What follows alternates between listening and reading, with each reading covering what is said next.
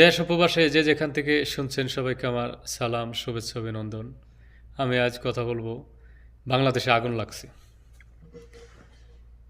আর দেশে আগুন লাগছে, দেশের কিছু কিছু সামান্য সুশীল সমাজ, কিছু জনগণ, কিছু রাজনৈতিক দল দাঁড়িয়ে দাঁড়িয়ে তামাশা দেখছেন। তার ভিতরে একজন বৃদ্ধ লোক, যার বয়স ৮০-এর উপরে, উনি বালতি ভরে পানি নিয়ে দেশের আগুন নিবানোর চেষ্টা করতেছেন। তো এই কিছু সুশীল সমাজ, কিছু জনগণ আর কিছু রাজনৈতিক দল যারা তামাশা দেখতেছেন, তারা বৃদ্ধকে ডাক দিয়েছে, বলছেন, এই বৃদ্ধ শোনো, তুমি যে বালতি করে পানি নিবানোর চেষ্টা করতেছো, এত বড় দেশের আগুনকে তুমি একলা নিবাতে পারবা এই সামান্য পানি দিয়ে?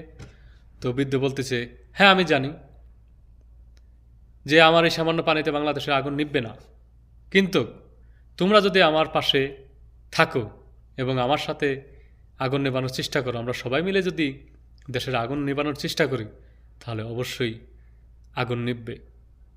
তবে একটা কথা মনে রেখো, আজ তোমরা তামাশা দেখছো, কাল ইতিহাসের পাতায় আমার নামটা আগুন নিবারণকারীর খাতায় স্বর্ণের অক্ষরে লেখা থাকবে, আর তোমাদের নাম তামাশাকারীর খাতায় লেখা থাকবে। তো ডক্টর ইউনূস সাহেব একটি স্বপ্ন নিয়ে ক্ষমতা এসেছেন, এমন অবস্থায় আমাদের দেশের হাল ধরছেন। কার দোষ গুণ সেটা আদালত ফয়সালা করবে, আমরা ফয়সালা করার কেউ না। তো সেটা আদালতের উপরে ছেড়ে দিই। তো আমাদের সবার উচিত ডক্টর ইউনূস সাহেবকে সহযোগিতা করা, একটু ধৈর্য ধরা, ছোট্ট সামান্য একটু সংস্কার করা।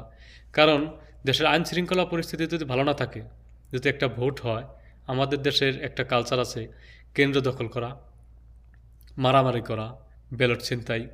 তো যদি আইন শৃঙ্খলা ভালো না থাকে, তাহলে এটা হবেই, যে দলে থাক। স্থানীয় পর্যায়ে কিছু মানুষের একটা প্রভাব থাকে, সে তার প্রভাব খাটিয়ে এটা করে থাকে। এটা বড় দলগুলোর দোষ নয়, এটা এলাকা ভিত্তিক প্রভাবের বলয় থেকে মানুষ এখনও বেরোতে পারে নাই। তো আইন শৃঙ্খলা যদি ভালো থাকে, তাহলে এই জিনিসটা হবে না। মানুষ তার নিজের পছন্দের প্রতিনিধিকে ভোট দিয়ে জয়যুক্ত করতে পারবেন, জনগণের আশা আকাঙ্ক্ষার প্রতিফলিত হবে। তো ডক্টর ইউনূস সাহেব একটি স্বপ্ন নিয়ে আসছেন। তো আমাদের উচিত আমাদের দেশের স্বার্থে, জনগণের স্বার্থে ওনাকে আমাদের সহযোগিতা করা, তাড়াহুড়া না করা। কারণ তাড়াহুড়া কোনো কিছুই ফল ভালো হয় না। ধৈর্য ধারণ করতে হবে, সবুর করতে হবে, সবুরের ফল মিঠা হয়। তো ৩ মিনিটের উপরে ভিডিও দেওয়া যায় না, তো আরও অনেক কথা বলার আছে। যদি আপনাদের ভালো লাগে, সাবস্ক্রাইব করুন এবং কমেন্টে জানান।